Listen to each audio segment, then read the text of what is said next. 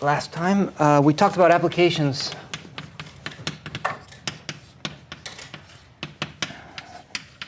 of the computation of the fundamental group of S1. Right? So we had the fundamental theorem of algebra.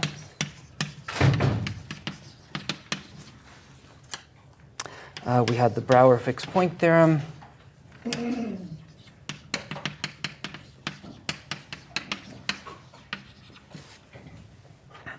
Which says that every self-map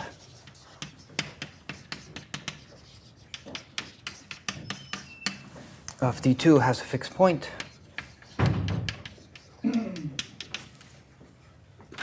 And then we did Borsuk-Ulam.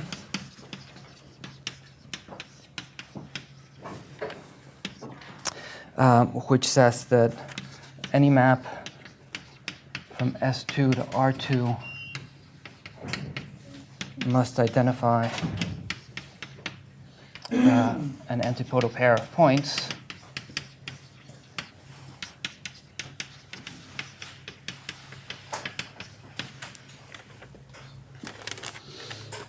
then we saw that pi1 of Sn is 0 if n is greater than or equal to 2. So it's a trivial group. And the point was that Sn minus any point is contractible. And any path, any loop into Sn is homotopic to a non-surjective map. Right, so after class, somebody was asking me, I said at some point that using a compactness argument, you could see there were only finitely many intervals that you needed to modify, but I didn't tell you what the compactness argument was. Right, so the point is that you pick any point on Sn, and this inverse image is, of course, a closed subset of the unit interval, hence compact. Right, and so we had, at this point in the proof, we had possibly infinitely many intervals of the unit interval, subintervals of the unit interval that we cared about, the ones that entered the ball. And well, because this is a compact subset, it only intersects finitely many of those. Right, so that's the compactness argument, and then you only need to modify f on those finitely many subintervals. This is compact.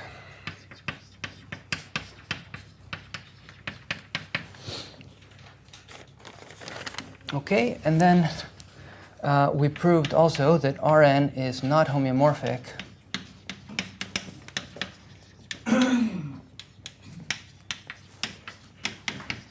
to R2 if n is different from 2.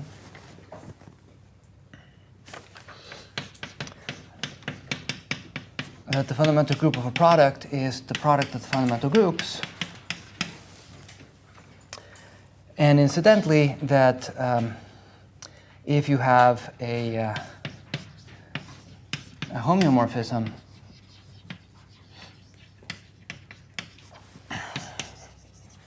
then the induced map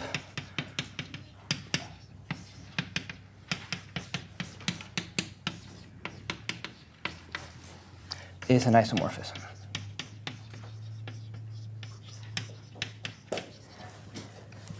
Okay, so that's what we did last time. Are there questions on last time? I did get a question whether you could use, I mentioned last class that all of these hold for in higher dimensions, and whether it would be okay to use the three-dimensional version of Borsuk-Ulam on the homework. So if that's what you need to use it.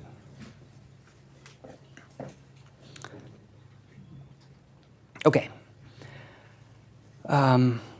Wonderful. So the first thing we want to do today is point out that the induced map between fundamental groups. So we know at the moment that the induced map is an isomorphism when you have a homeomorphism. But of course, these are homotopy classes of maps. So you would expect that you don't really need it to be a homeomorphism. If you have a homotopy equivalence, that should give you an isomorphism, right? And that's true. So let's start by seeing that. So first, lemma. So let's say that you have a homotopy of maps between two spaces, and let H be the path in Y traced out by the image of a base point.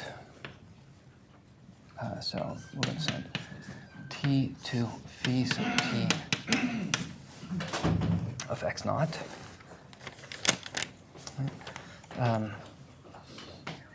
So let's make this H sub, terrible notation. No, hold on. H, it was good. Okay. So then we have the endpoints. Let's put up here phi1. So here's the induced map of phi1. We have the induced map by phi0. And we have this direction, the isomorphism given by changing the base point. Right? So the base points in these two cases, phi0 of x naught and phi1 of x naught, are connected by a path. Right? That path is this one. Right? And we know that whenever you have 2 points connected by a path, the fundamental group with those points as base points are isomorphic. Right? In fact, every choice of path gives you an isomorphism between them. Right? So the claim is that this commutes. Right? So that's another way of saying that phi0 induces the same thing as beta H induced with, composed with the induced map of phi1. Okay? So another way of saying this is that homotopic gap maps give you the same map as long as you identify the range groups so that you can compare them. Can you just sort of explain what the maps are in the diagram that you drew? Sure. So remember, every time you have a continuous map between spaces, it induces a map on fundamental groups, right? By just taking a loop and composing it with this map to get a loop over here, right? But of course, if you compose with phi1, then you send the base point to phi1 of x naught. And if you compose with phi0, you send the base point to phi0 of x naught, right? However, there is an isomorphism between these groups. Right? For every choice of path connecting the base points, there is an isomorphism, right? And remember that isomorphism corresponded to this picture. Right? So you give me a loop at phi1 of x naught, right? This loop. I want the loop that starts at phi0 of x naught. So what I do is I start here, I walk over here, then I do the loop, and then I walk back. Right? So this is the path H, and that map is beta sub H. Okay. Wonderful. So that's the lemma.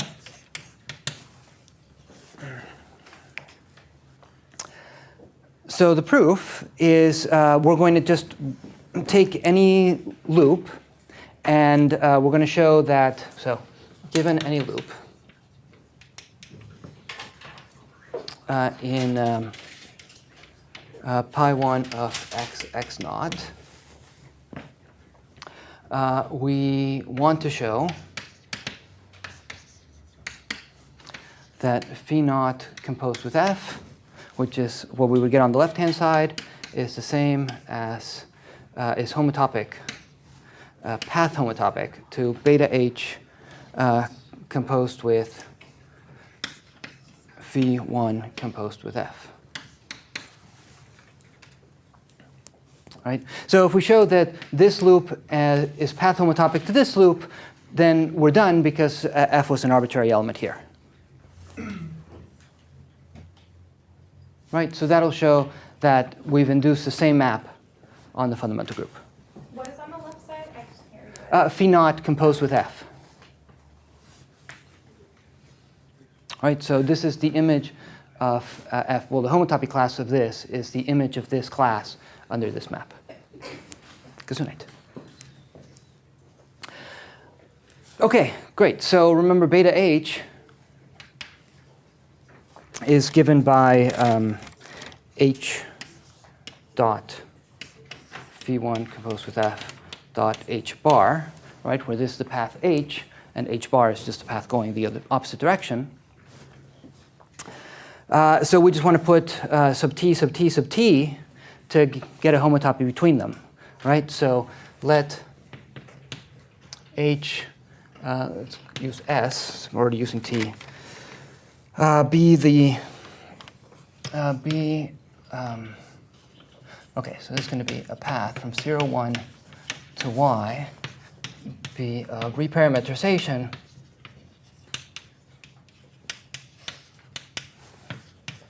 of h restricted to 0, comma s.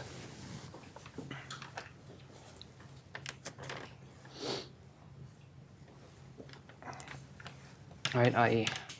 hs of t is equal to hst, for example.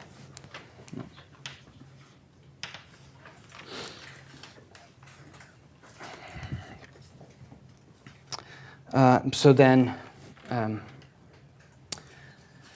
hs dot phi s composed with f dot h bar s.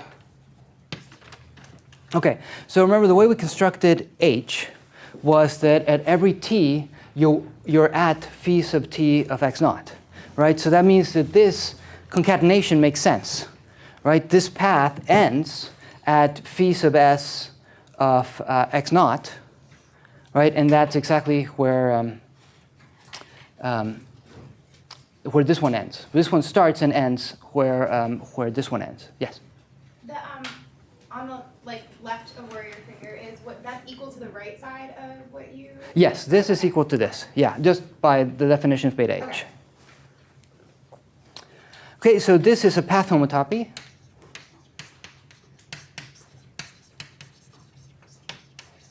Right, so notice that h sub s always starts at phi naught of x naught.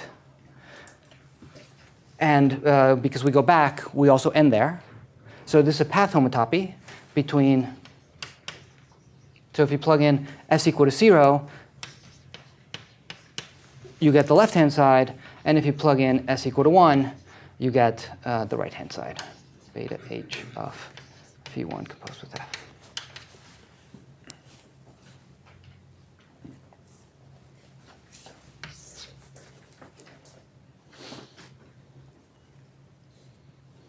Okay, so now it's easy to see that if you have a homotopy equivalence,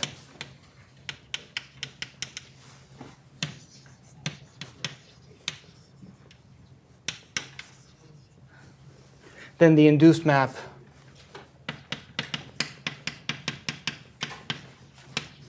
for any choice of base point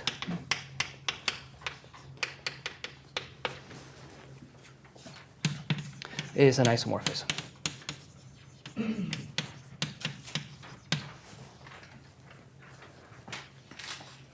Okay? So, of course, this is what you would expect. That you don't need a homeomorphism because you're just dealing with homotopy classes. A homotopy equivalence is enough.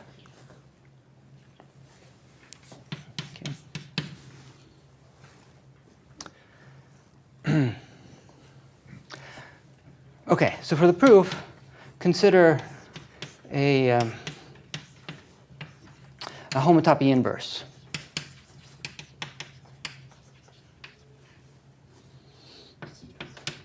Of phi.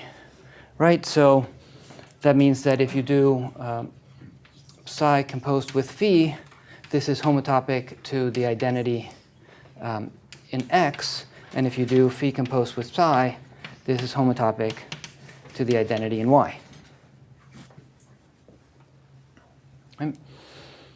OK. So because this is homotopic to this, right, they induce the same maps up to some isomorphism. Right, so what we can say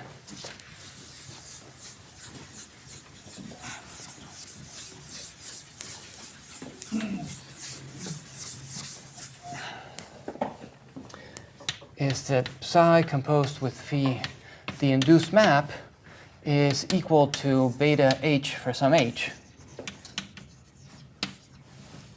Right? I don't really care which one. All I care is that this is an isomorphism. Right? Hence, it's an isomorphism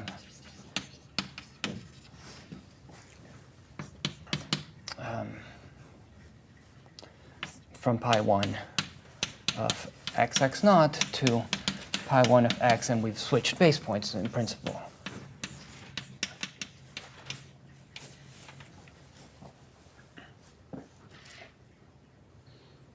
OK?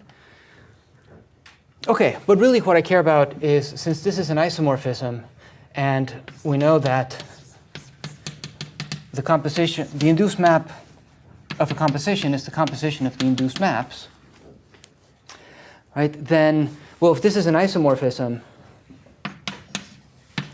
then this map must be surjective, and this map must be injective.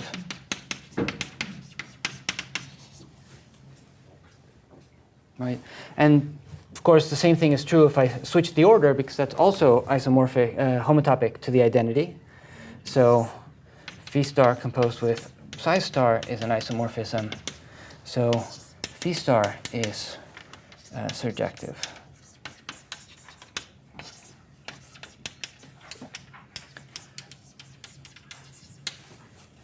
And psi star injective. Right? And so in particular, they're both isomorphisms.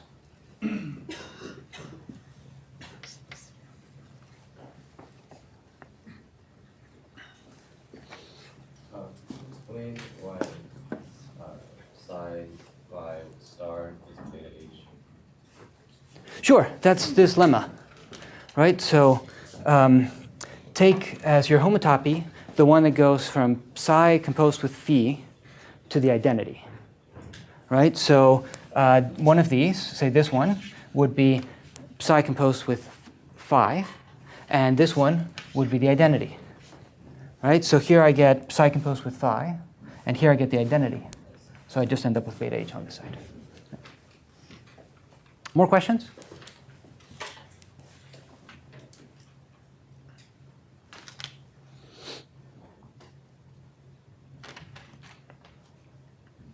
Yes? So how is this thing that we just proved different from the statement that you have right here that we did like at the end of class? Right, here it's a homeomorphism, right? So that meant we had inverses that were equal to the identity on the nose, right? Here they're not equal to the identity, they're just homotopic to the identity. Okay, so being a homotopy equivalent is actually weaker. That's right. Than having a homomorphism. Exactly.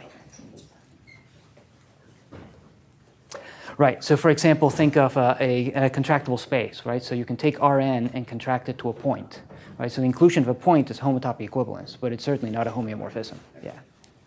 Thank you. Sure. OK.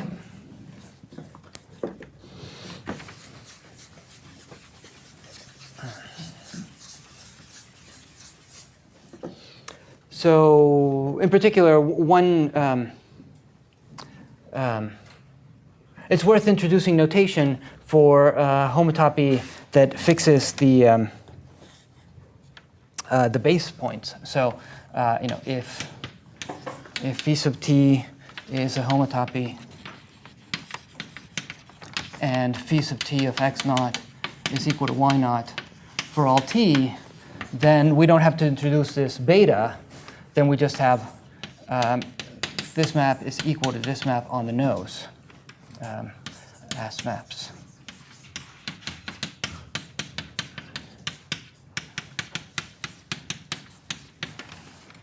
Right. So we abbreviate this by saying that phi sub t from x naught to y naught is a base point preserving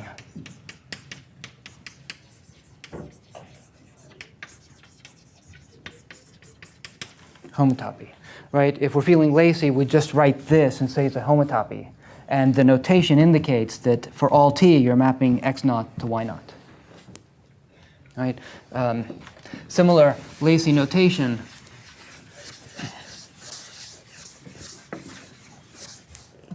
if we write that this is a homotopy, what we mean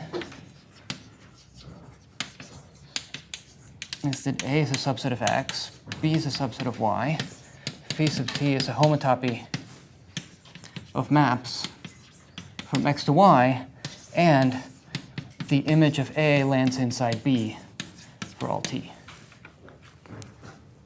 Right, so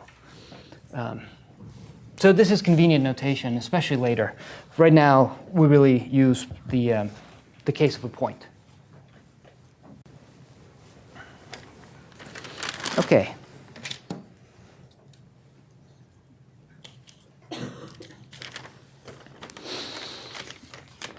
Wonderful. So far, we've been able to compute the fundamental group of a contractible set, so for example, a convex subset of Rn, and the fundamental group of the circle, and the fundamental group of a torus, because we know how to do the product of spaces.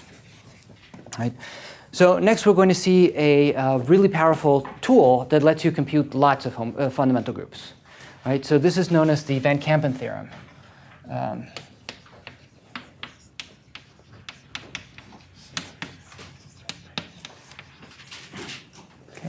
So Van Kampen was a Dutch mathematician at the beginning of the 20th century who moved to Johns Hopkins. And he was, when he arrived, he was a professor there. When he arrived, Oskar Zariski, a famous algebraic geometer, was the visiting professor. And Zariski was trying to compute the fundamental groups of the complements of surfaces. Right? Surfaces are very natural algebraic objects as well as manifolds and topological objects. So he had figured out some generators and some relations, but he couldn't figure out if he had it all, right? If those were all of the generators and all of the relations. And Van Kampen came up with a way of checking that he had everything, right? And so that's the theorem we're going to study. Tragically, Van Kampen died when he was only 33 years old. It's amazing the amount of things he managed to do before that. But, okay, so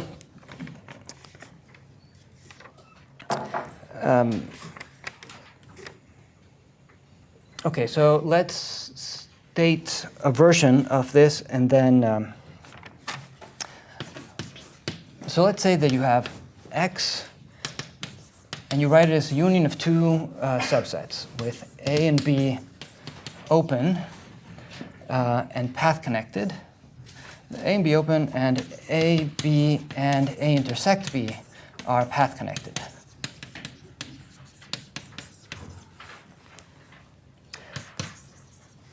Then, so I'll just write down the statement, and then we'll talk about it. Then the fundamental group of X, pick a point x naught that's inside the intersection, is equal to the free product of pi 1 of A and pi 1 of B, where you mod out by, well, let's state it like this, where you identify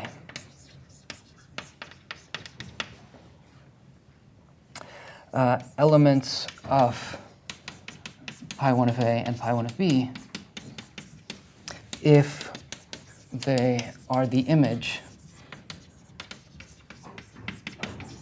of the same element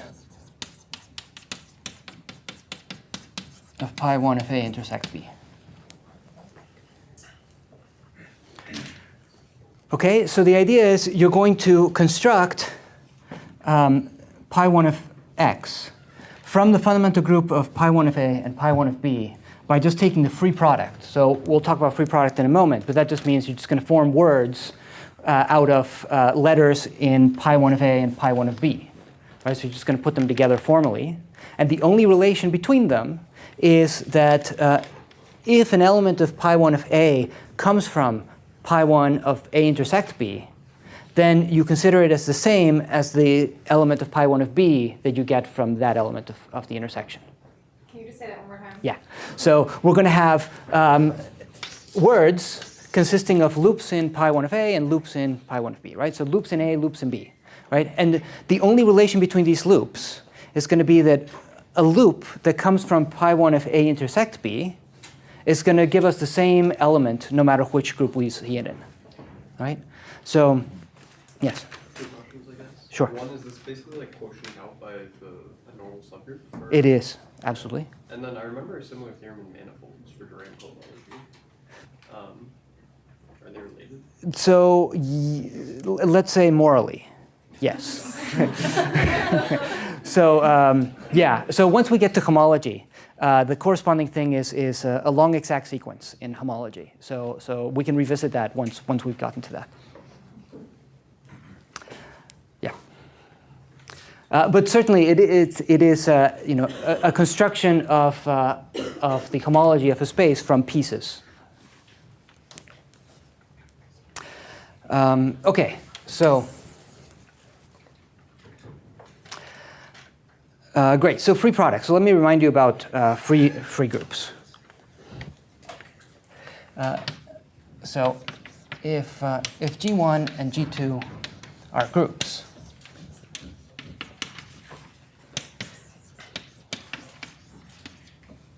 their free product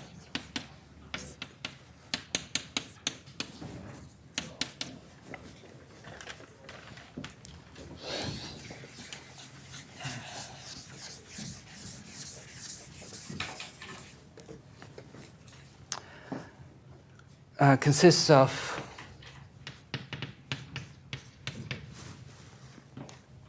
words. So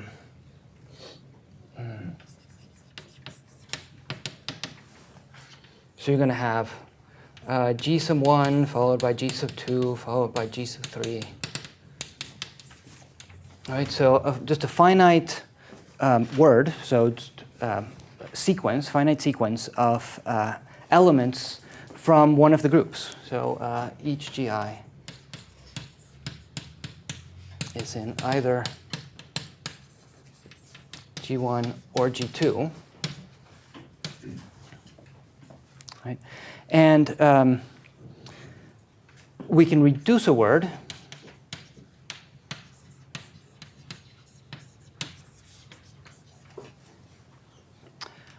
by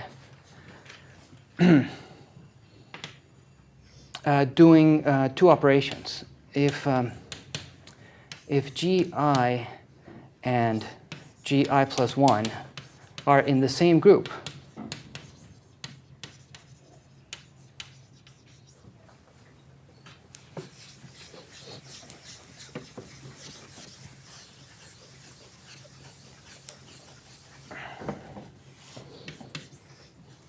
then we can replace Gi star Gi plus 1 with just the product inside the corresponding group. Right, so G1 star G2.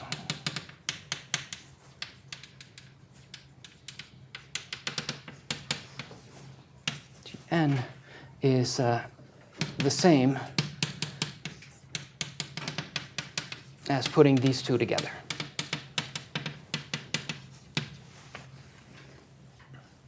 Okay, so if you have letters next to each other that are in the same group, then you can just multiply them in that group. And the second thing you can do is you can remove the identity.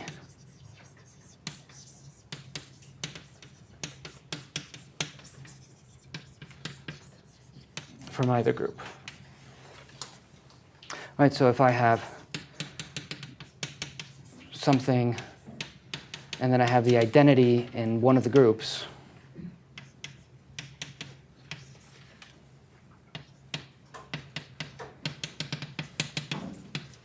then I can just remove that.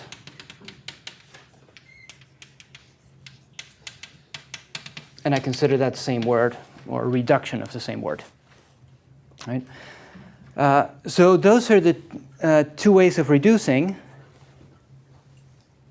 And this gives you a group. And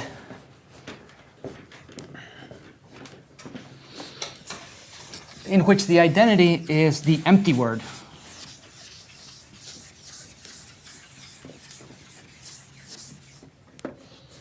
This yields a group.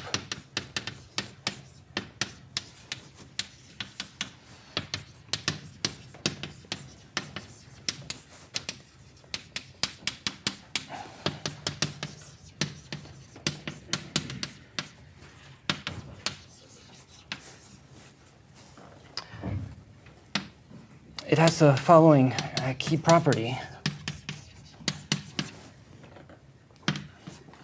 Right, so there are obvious inclusions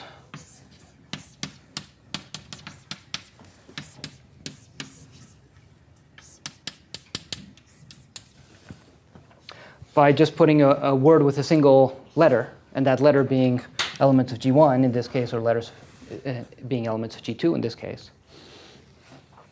And if you have any group and phi from Gi to H are homomorphisms,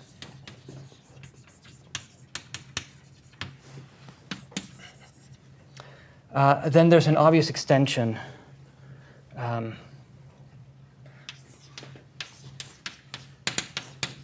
G1 star G2 to H,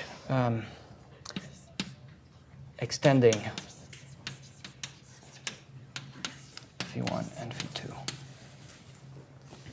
Right, so if you view G1 as sitting inside the free product and you evaluate capital phi on that subset, you get phi1.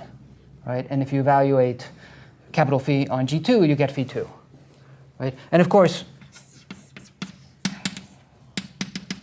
all you're doing is if you have the word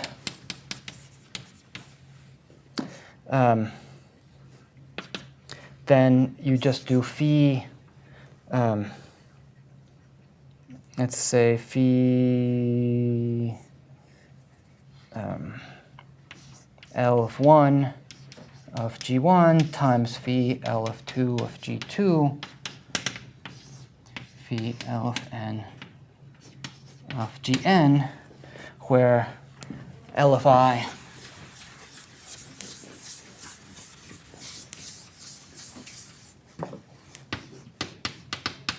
is equal to 1 if Gi is in G1 and 2 if Gi is in G2. Right, and this product is taking place in H. Right, so you have an obvious way of taking a homomorphism from G1 to H and G1 from G2 to H and putting them together to a homomorphism from the free product. Right, and it turns out this property characterizes the free product. It's a universal property for this group. So if you've never seen this before, then look up the details in Hatcher. He goes through the proof that this is a group. So associativity is tedious. But anyway, I hope the construction is intuitive. You're just putting elements of G1, following them by elements of G2. Right? So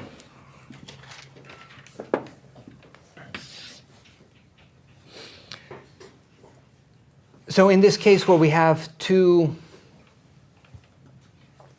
sets, so I should say that the Van Kampen theorem holds for more generally for an open cover of X by path-connected spaces as long as intersections are path-connected. So when we get around to proving it, I will state the more general version. But for the moment, let's stick with the case of two open subsets. So if we have C,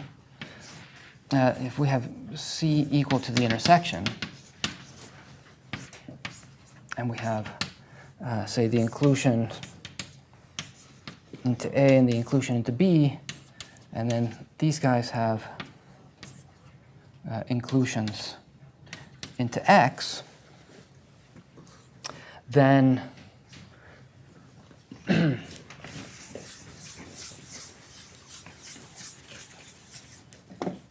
if I have then this gives us, of course, an induced map of fundamental groups.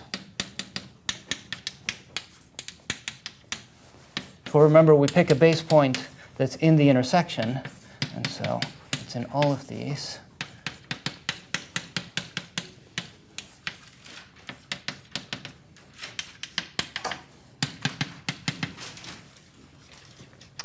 So let n be the smallest normal subgroup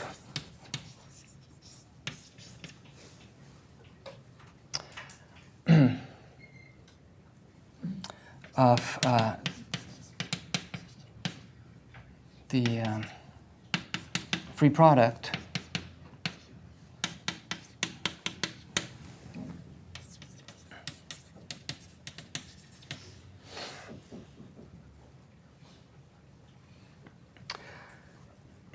containing I 1 star gamma, well, class of gamma, I 2 star class of gamma inverse for all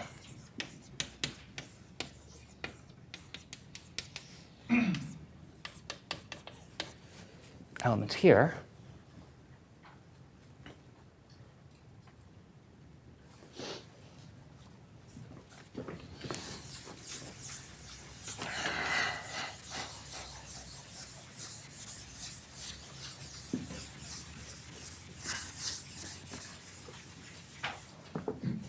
Then Van Kampen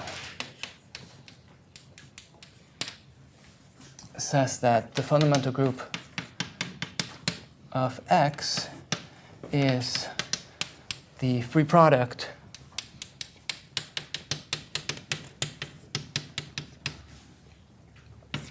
mod out by the normal subgroup.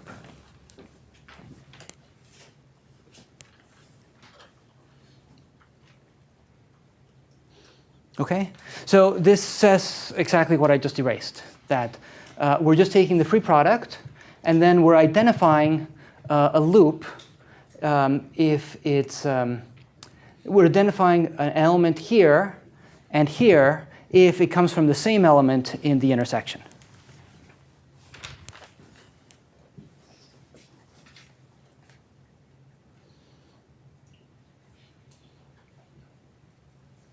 Okay. Okay, so before doing applications, let me just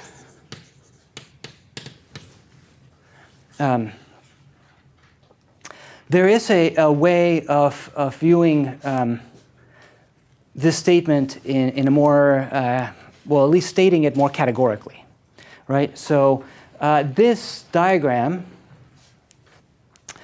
is special in that you can think of this as saying X is built up from A and B by identifying the images of C, right? So that's called a push-out in set. So C, A, B, X is a push out in set because X is equal to the disjoint union of A and B, where you identify, so it was I1, I2, J1, J2. You identify J1, I1 of X is the same as J2, I2 of X. Right? So it's an identification space. Take A and B and then glue them together by identifying any point, I guess without the J's. Any point in C, identify its image in A with its image in B, and that gives you X.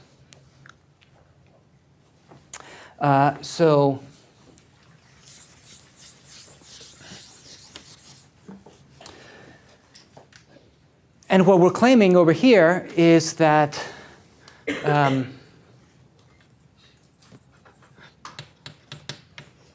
corresponding statement of fundamental groups holds. So this diagram is a push out in groups. Right? So without going into what push out means in general, let's just say that it's saying the same thing as this. You have pi1 of x is equal to, instead of disjoint union, you take free product. And instead of saying this, what we're saying is we're just going to identify, so mod out, we're going to identify I1 star of gamma is, if you like, equal to, well, say we're modding out by identifying this with I2 star of gamma. Right? So this is the smallest space you get by taking A and B and then identifying things that come from C. And this is the smallest group you get by taking A and B disjointly, so the free product, and then identifying things that come from the same element in pi1 of C. OK. But you don't have to worry about this. This is all you need to know. Right, but there is a categorical way of thinking about it.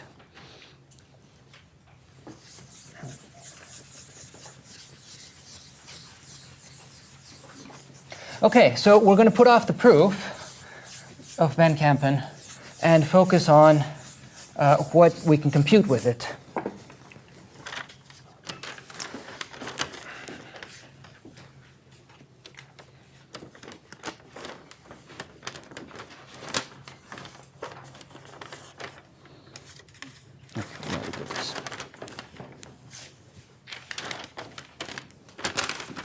OK, so for example, let's say that X is a bouquet of two circles.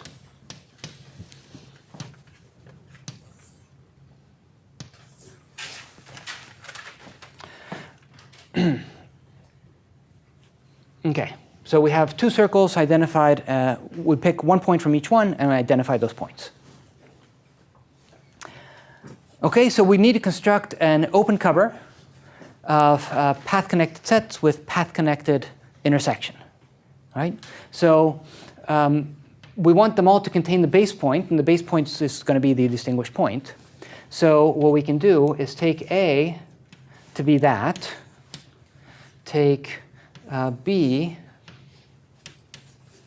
to be that, so that the intersection looks like this. Right? OK, so A, B, and A intersect B are path connected.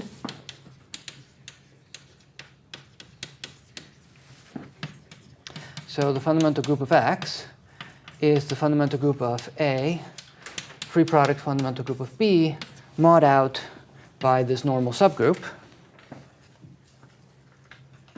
Right? But in this case, the normal subgroup is things that come from the fundamental group of C, C is contractible, right? So C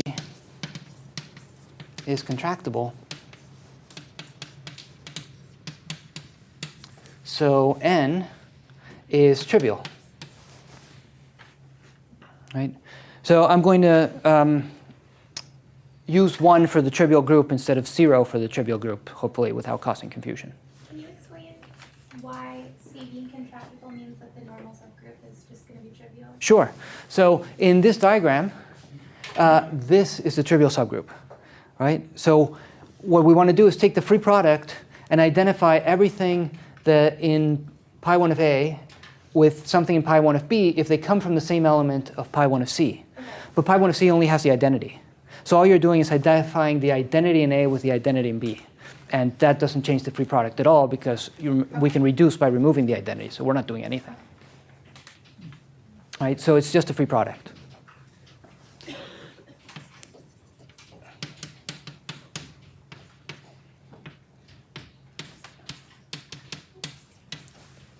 Right. So typical notation is to say f of AB, where let's say this is A and this is B.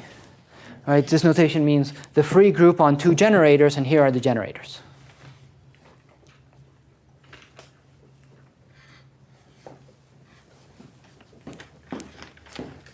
Okay.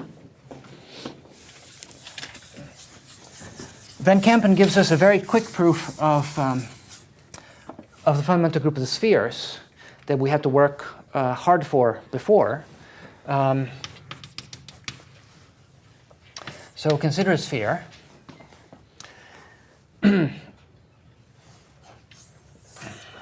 So look at an equator and take A to be the top hemisphere and go a little bit over, and B to be the southern hemisphere, but you go a little bit over. So that the intersection is not empty, and it is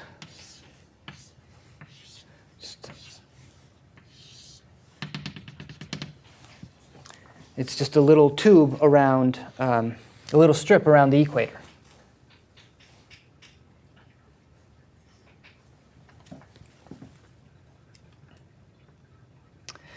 Okay, so A and B are homeomorphic to n-dimensional disks, right? And this is a convex subset of Rn.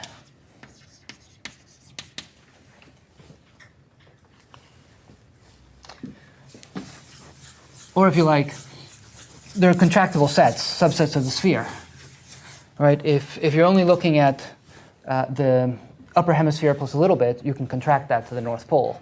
And the southern hemisphere plus a little bit, you can contract to the South Pole, right? So they're contractible sets. So in this case, pi1 of A and pi1 of B are both the trivial set. Right? So if we can apply Van Kampen, we're going to get the trivial set mod out by a normal subset, right? Well, that's going to be the trivial set, right? So the only question is, can we apply Van Kampen? So the hypothesis, we need A, B, and A intersect B to be open and path connected. All right. So we just need, these are path connected. We just need this to be path connected. Right? And as long as n is greater than or equal to 2, in fact, if and only if, this is path connected.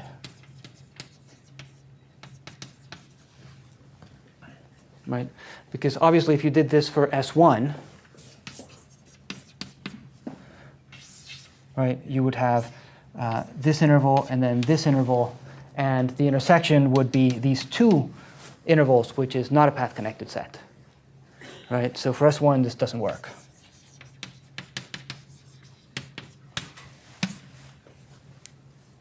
Right? But as long as n is 2 or greater, then it works. So then Van Kampen tells us that the fundamental group of Sn is the free group of the trivial group cross the trivial group mod some normal subgroup, and that is, regardless of what the normal subgroup is, the trivial group.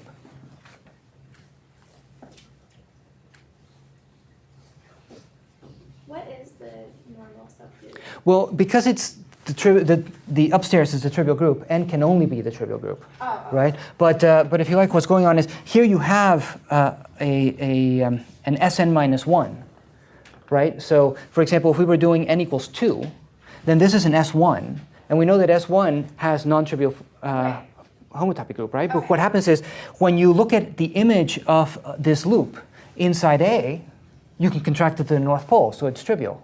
And when you look at the image of this, any non-trivial loop here in the southern hemisphere, you can contract it to the South Pole, so it's trivial, right? So even though A intersect B has non-trivial fundamental group, its image in the fundamental group of A or the fundamental group of B is trivial. Do you pretty much only use this theorem when this n is going to be trivial? No. Or, okay. No. Yeah, generally all three things occurring are going to be non-trivial. Okay. Yeah. But the first two examples have trivial.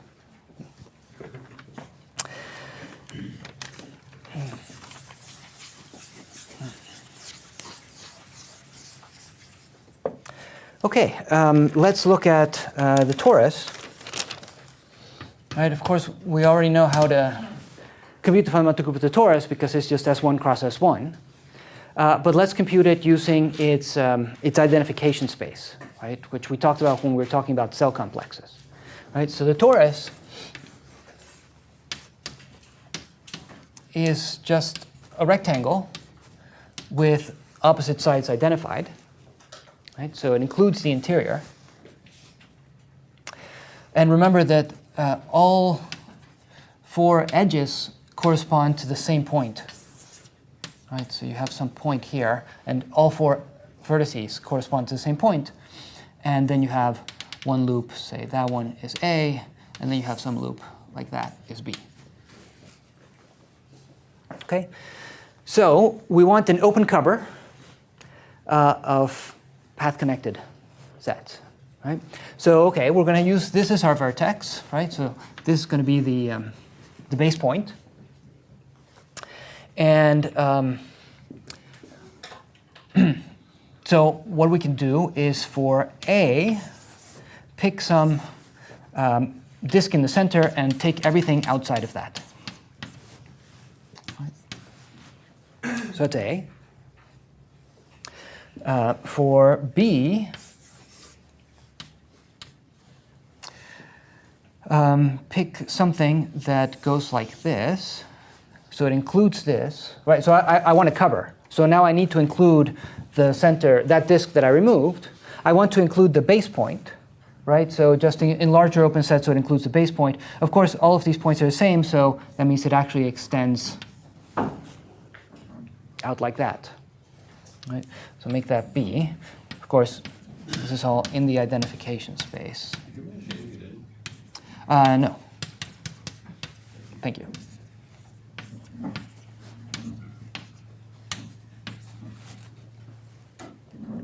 Okay, so what does that leave?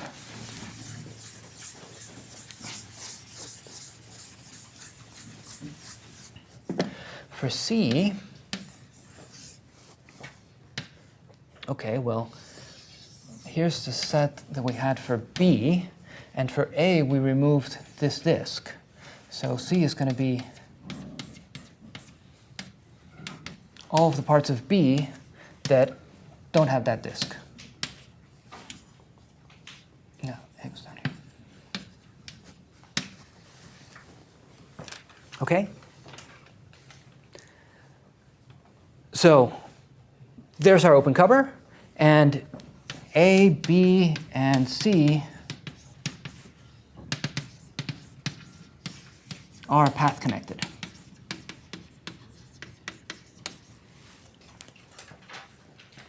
Right? So we can apply Van Kampen. So we need to figure out pi 1, and then what is the image of pi 1 of C inside pi 1 of A and pi 1 of B. Right? Okay, so myself space. A, I can do a deformation retraction and just move everything out to the boundary of the square, right? So just push everybody out to the boundary, and A is homotopic to the wedge of two circles, right? Because the boundary of the torus is just this wedge of two circles. It's the one skeleton of the cell complex, right? B is homotopic to a point, right? B is contractible. And C, well, C is just an annulus, right? An annulus you can retract, deformation retract to any circle, right? So C is homotopic to S1, right? So we know the fundamental groups. So pi1 of A is the free product of Z and C, but importantly, it's the free group on generators A and B.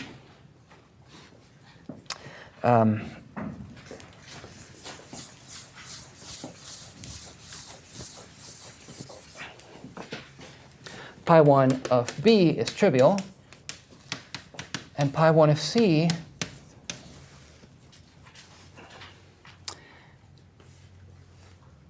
is the integers,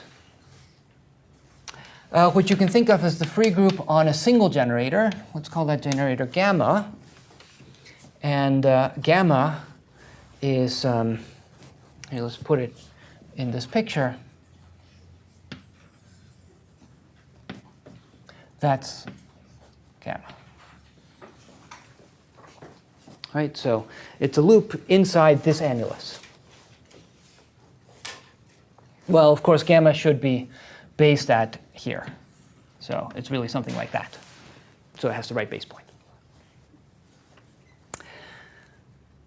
OK, great. So the free product, so Van Kampen tells us that it's going to be pi1 of A times pi1 of B divided by the normal subgroup. Right? Pi1 of B is trivial. So we just have pi1 of A divided by the normal subgroup. Right? So the normal subgroup is the image of pi1 of C inside pi1 of A.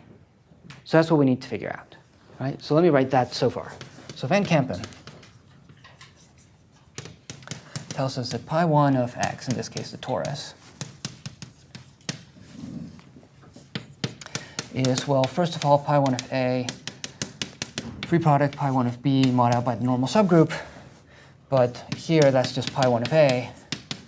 And the normal subgroup is just the image of pi1 of C inside pi1 of A.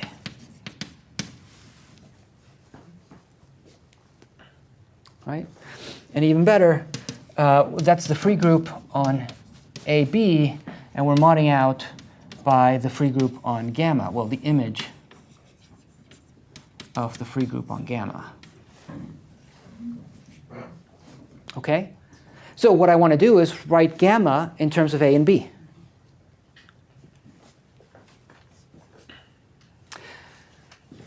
So what is gamma in terms of A and B?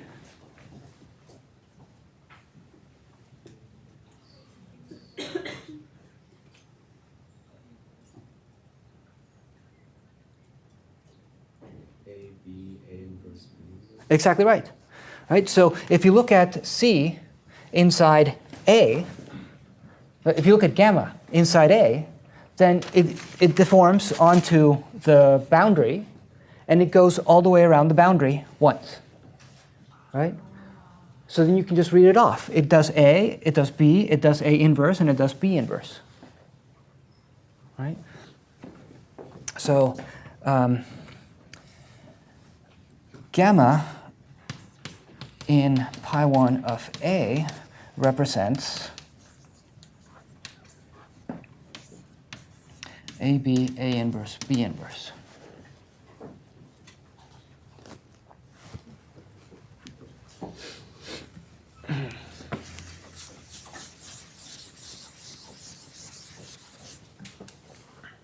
All right, so here we have the free group on AB, and we mod out by the normal subgroup generated by AB, A inverse, B inverse.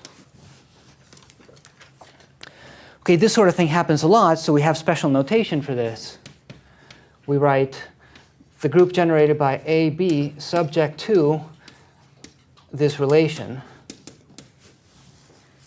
Right? So this is common notation. You write the generators,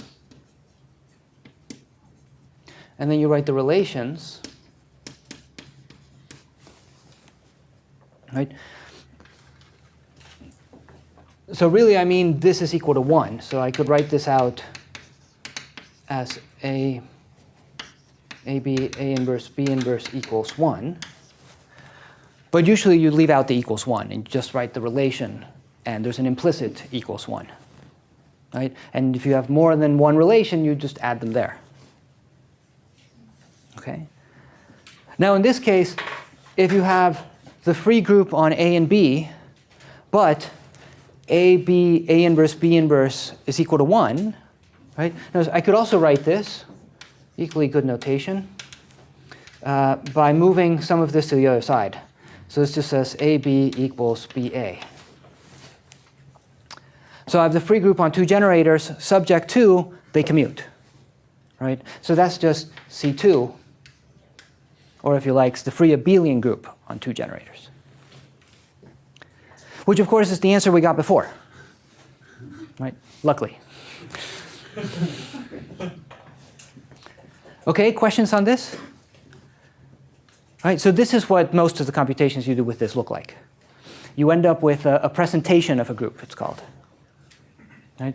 Every group has a presentation, not necessarily finite. Right? But you can always write a group as some generators and then the relations between them.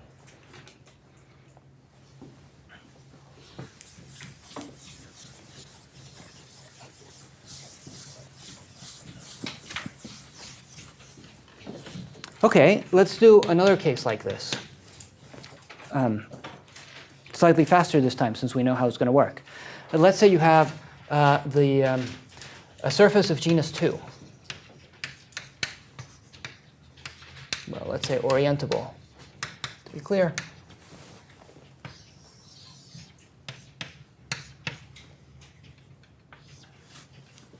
Right. So we talked about the identification space for this guy as well. It's a stop sign.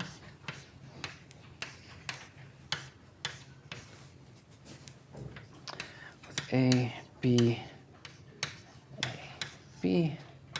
C, D, C, D, right? And so if you have some base point here, then A corresponds to a loop around this hole like that, say.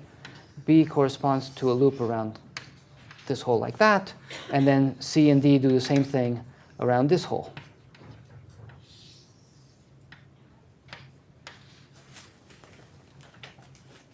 Okay, so it's the stop sign with its interior.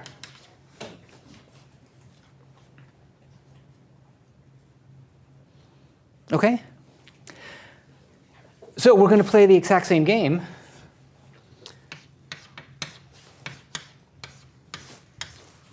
So remove a disk and call the exterior A.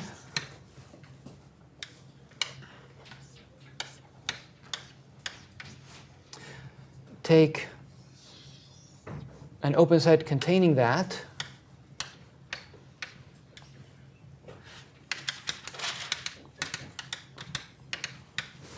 And call that B. Right? Then the intersection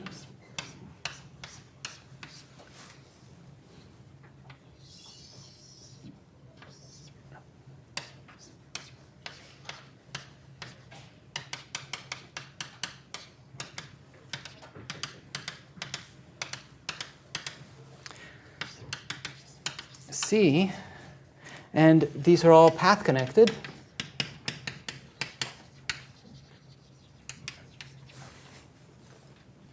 Right? A is homotopic to a bouquet, but now of 4 circles.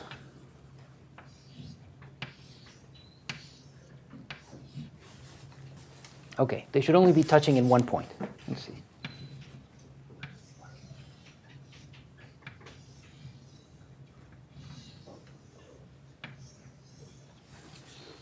Right, A, B, C, D. B is contractible, it's homotopic to a point. Can you just explain how you get that A is homeomorphic? Yeah, it's the same idea. I've removed this disk, and so now I can take this whole thing and just deform it to the boundary. Right? So it ends up just being this boundary. But remember that this boundary is an identification space, right? So all of these points, all of the vertices get mapped to the same base point, right? So I just end up with 4 loops, right, with common vertex. Then B is contractible, and C is homotopic to a circle, right? Let's make space and include in here gamma. So S1, so to a single loop gamma. Right.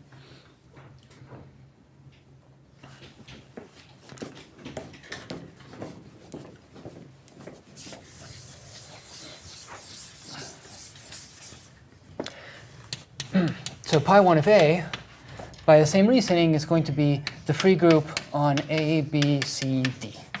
Right? So if you have a bouquet of circles, the fundamental group is just a free group with 1 generator per loop.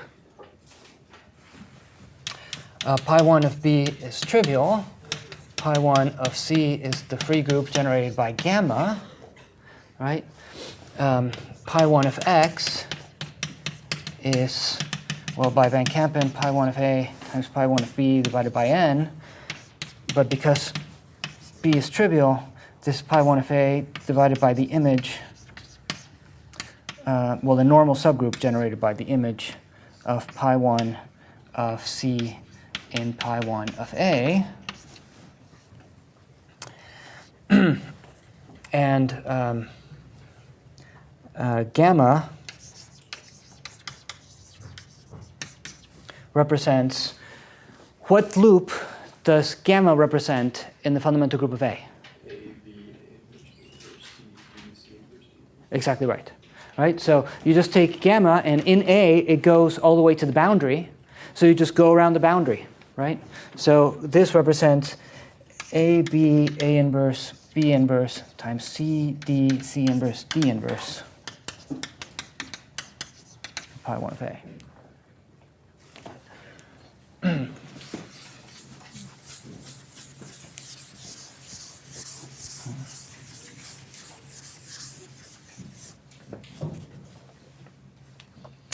So pi1 of X is the free group on A, B, C, D, mod out by the smallest normal subgroup containing this word, right, which we present like this.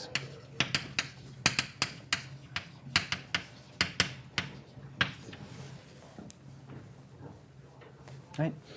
So it's a free group A, B, C, D, and the only relation between the letters is that if you have this product of commutators, it's equal to 1.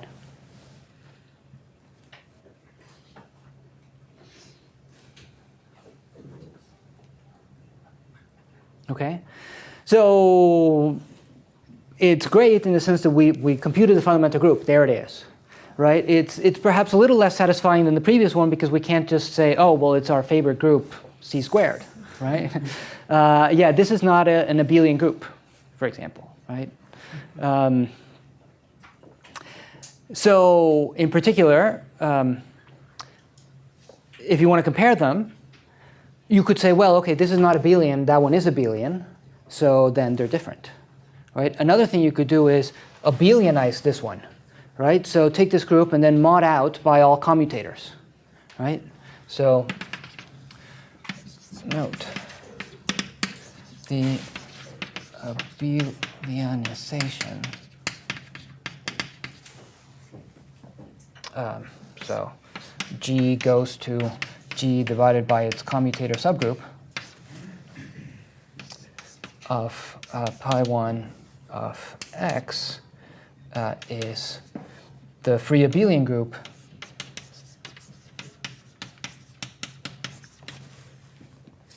on 4 generators, right?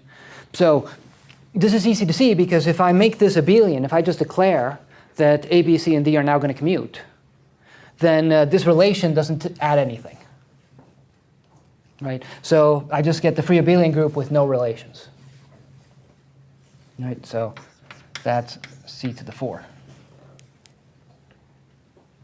Okay, now isomorphic groups have isomorphic abelianizations.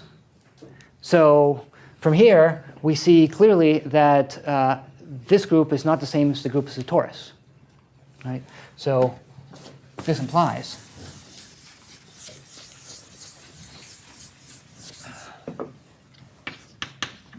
since C4 is not congruent to C2, the torus with one hole is not homotopy equivalent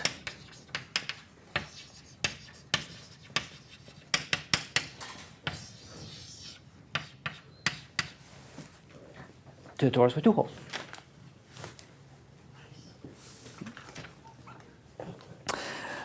Okay. Yes. So what's the intuition that the 2-hole torus is not the fundamental group that's not commutative?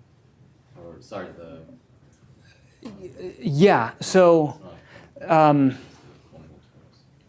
Well, really, what should be surprising is that the fundamental group of the torus is commutative, right? That's a surprising thing. So, if you like, it's when you're looking at a bouquet, then there's absolutely no relation between the different loops.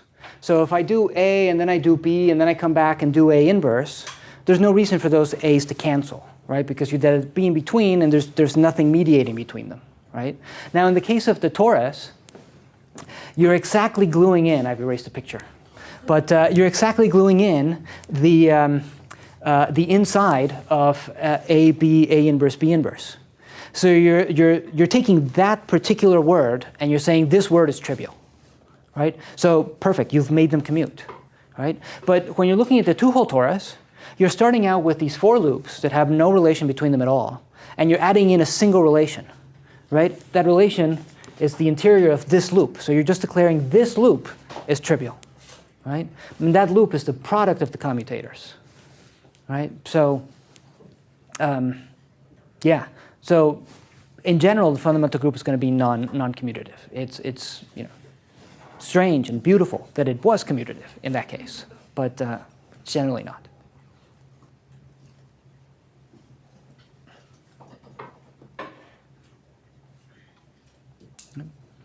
More questions?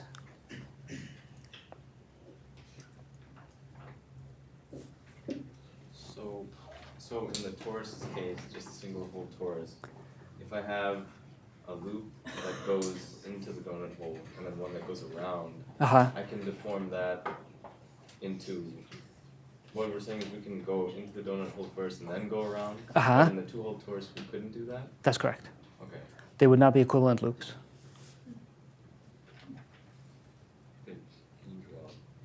So actually, it's one of the homework problems to, right? One of the homework problems says precisely, we know that the fundamental group of a product of spaces is the product of the fundamental groups, right? Not the free product, the Cartesian product, if you like, right? So in particular, that means that they commute.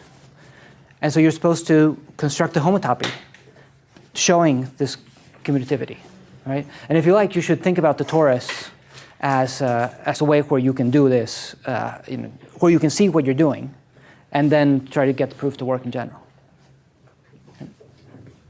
Okay. How are we doing for time? Okay. So this, these 2 examples are cell complexes. And in general, the Van Kampen theorem is really good at telling you how to compute the fundamental group of cell complexes. And in fact, it's exactly what we saw in these examples, that the one skeleton is going to give you your generators, and the 2 skeleton is going to give you relations between your generators. And it turns out you don't care about anything higher. For the fundamental group, all that matters is the 1 skeleton and the 2 skeleton.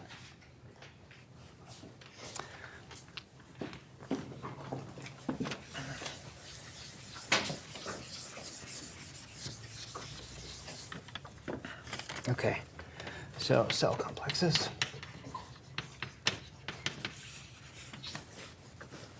So let's say X is a cell complex. Right, remember these are also called CW complexes. And denote its K-skeleton.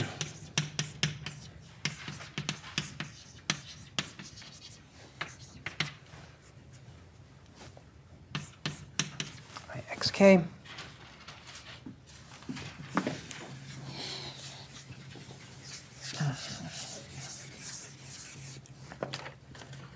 So here's a proposition.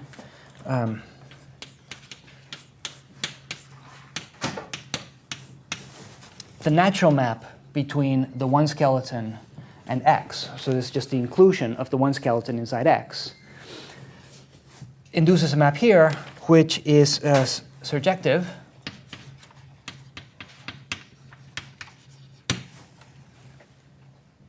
And if you look at the 2 skeleton, then this is an isomorphism.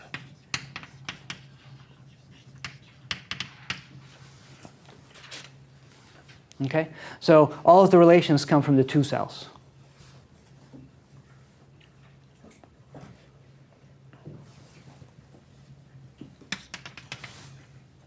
Okay, so we'll prove something very similar, but slightly more general. So just take Y is a space obtained from another.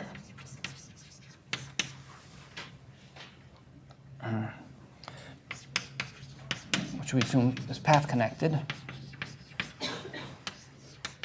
by attaching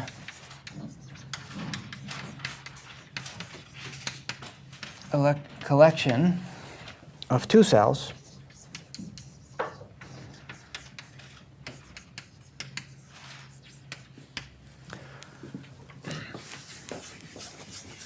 by the attaching maps phi alpha. So